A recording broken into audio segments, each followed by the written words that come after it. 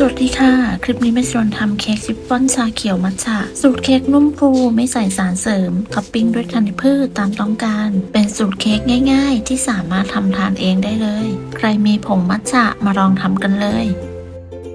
เริ่มจากการนำผลไม้แห้งไปแช่ในน้ำร้อนเลือกชนิดผลไม้แห้งตามชอบไม่ว่าจะเป็นลูกเกดแคนเบอรี่สตรอเบอรี่หรือว่ามะเขือเทศแช่ทิ้งไว้ประมาณ15นาทีจากนั้นก็เทน้ำทิ้งแล้วก็พักเขาไว้ให้เสด็จน้ำต่อไปมาเตรียมมัทฉะเทผงมัทฉะผ่านกระชอนร่อนแป้งจากนั้นร่อนลงไปในนมสดจากนั้นใช้เครื่องตีฟองนมตีผงมัทฉะและนมให้ละลายเข้ากันเมื่อละลายเข้ากันดีแล้วก็นำไปเทใส่ไข่แดงจะใช้เป็นไข่แดงจากไข่ไก่เบอร์2จำนวน3ฟองจากนั้นใส่น้ำมันรำข้าวตามลงไปตามด้วยน้ำตาลทรายและเกลือต่อไปก็ให้เราใช้ตะกร้อมือคนส่วนผสมให้เข้ากันเมื่อคนจนส่วนผสมเข้ากันดีขั้นตอนต่อไปเราจะใส่แป้งเทแป้งเค้กและผงฟูผ่านกระชอนร่อนแป้งร่อนลงไปในส่วนผสมจากนั้นใช้ตะกร้อมือคนส่วนผสมให้เข้ากันด้วยความเร็วคนส่วนผสมให้เข้ากันด้วยความเร็วจนไม่เหลือเม็ดแป้งจากนั้นพักส่วนผสมของไข่แดงไว้ก่อนขั้นตอนต่อไปเรามาตีไข่ขาวเปิดสปีดความเร็วกลางตีไข่ขาวจนขึ้นฟองหยาบเล็กน้อยจากนั้นใส่ครีมออฟทาๆลงไปถ้าไม่มีสามารถใช้น้ำมะนาวได้จากนั้นที่ย้อยใส่น้ำตาลทรายลงไปโดยแบ่งใส่ 2-3 ครั้งจนกระทั่งน้ำตาลทรายหมดใส่น้ำตาลทรายลงไปหมดแล้วก็ตีไข่ขาวต่อจนกระทั่งไข่ขาวมีลักษณะเป็นสีขาวนวลเป็นริบบอนตั้งยอดปานกลางปลายงองุ้มประมาณนี้ก็ถือว่าใช้ได้จากนั้นก็ตีต่อด้วยความเร็วต่ำอีกประมาณ30วินาทีเพื่อเป็นการตัดอากาศ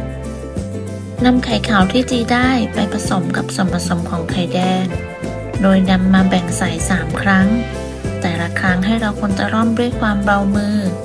ทำจนกระทั่งไข่ขาวหมดแล้วก็คนตะร่อมด้วยความเบามือจนส่วนผสมเข้ากันดีเมื่อส่วนผสมเข้ากันดีแล้วต่อไปก็นำไปเทใส่ถาดใช้เป็นถาดขนาด 7x7 คูณ 2.5 นิ้วเทส่วนผสมใส่ลงไปได้ทั้งหมดใช้ไม้พายคนเกลี่ยส่วนผสมและเคาะเบาๆเพื่อไล่อากาศจากนั้นวางด้านบนด้วยอัลมอนด์สไลด์จะนำไปอบมาก่อนแล้วตามด้วยเมล็ดฟักทองที่อบแล้วเช่นกันและตามด้วยผลไม้แห้งที่เราแช่น้ำไว้และพักไว้จนเสด็จน้ำแล้วจากนั้นก็นำเข้าอบที่อุณหภูมิ160องศา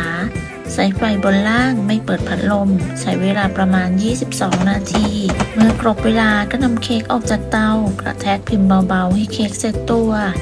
เมื่อเค้กเย็นแล้วก็นำออกจากพิมพ์แล้วก็นำไปตัดแบ่งตามขนาดที่ต้องการวันนี้จะตัดแบ่งออกเป็นทั้งหมด9ชิ้นเค้กชิฟฟ่อนชาเขียวมัทฉะสูตรนี้ทำง่ายมากๆเนื้อเค้กที่ได้มีความนุ่มมีกลิ่นหอมของชาเขียวมัทฉะรสชาติหวานน้อยไม่หวานแสบคอและเพิ่มความอร่อยด้วยธัญพืชตามต้องการใครชอบชาเขียวมัทฉะลองทำเค้กชิฟฟ่อนชาเขียวมัทฉะท็อปปิ้งด้วยหน้าธัญพืชแบบนี้ดูจะทดลองใส่กล่องด้วยกล่องเบอร์ E20 ก็สามารถใส่ได้กล่องละ2ชิ้นขอบคุณสำหรับการติดตามรับชมคลิปนี้หากเพื่อนๆชอบก็อย่าลืมลองทำกันดูได้ผลยังไงก็มาคอมเมนต์คุยกัน